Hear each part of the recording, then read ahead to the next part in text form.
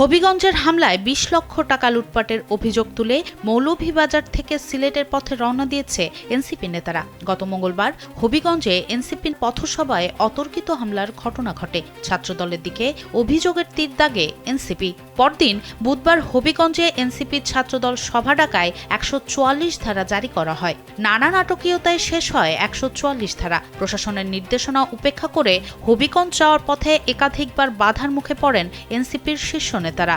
এ সময় আইন শৃঙ্খলা বাহিনীর সঙ্গে ধস্তাধস্তির ঘটনাও ঘটে। তবে হবিগঞ্জ অধ্যায় শেষ করে এবার সিলেটের পথে রওনা হয়েছে দলটির হাইকমান্ড। এ সময় ক্ষমতাসীন দলের বিরুদ্ধে বিস্তর অভিযোগ তোলেন এনসিপি নেতা নাসির উদ্দিন পাটোয়ারি। জীবন অবাক না করলে কে করবে? 28% মিল্ক ফ্যাটের অবাক করার সাথে ফ্রেশ মিল্ক পাউডার। জীবন অবাক করুক প্রতিদিন।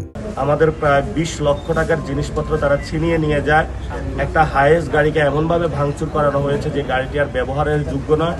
নগদ ৫ লাখ টাকা ছিল, সেই ৫ লাখ টাকাও তারা ছিনিয়ে নিয়ে গিয়েছে।